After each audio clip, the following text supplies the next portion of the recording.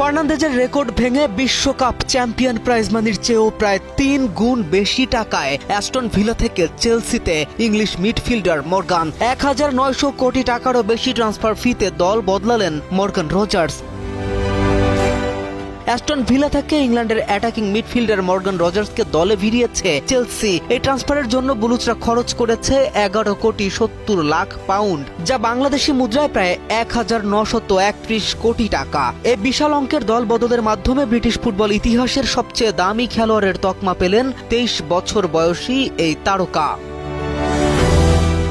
Stamford ব্রিজে Rogers ৬ বছরের চুক্তিতে সই করেছেন। সেখানে আরও ১ বছর মেয়াদ বাড়ানোর সুযোগ রাখা হয়েছে। এর মধ্য দিয়ে তিনি চলতি গ্রীষ্মে এলিয়ট এডারসনের ১১,৬০,০০,০০০ পাউন্ড অর্থাৎ প্রায় ১,৯১৪ কোটি টাকার ট্রান্সফার ফির রেকর্ডও ভেঙে দিয়েছেন। বিশ্বকাপ শেষে দেশে ফিরে মেডিকেল সম্পূর্ণ করার পরই আনুষ্ঠানিকভাবে চেলসিতে যোগ দেন রজার্স। নতুন ঠিকানা নিয়ে নিজের উচ্ছ্বাস প্রকাশ করে তিনি বলেছেন, ছোটবেলা থেকে চেলসির সমর্থক ছিলেন তিনি। নতুন কোচের অধীনে ক্লাবের ভবিষ্যৎ পরিকল্পনার অংশ হতে পেরে তিনি দারুণ রোমাঞ্চিত। একই সঙ্গে চেলসির প্রতিভাবান স্কোয়াডের সঙ্গে খেলতে মুখিয়ে আছেন বলেও জানান তিনি।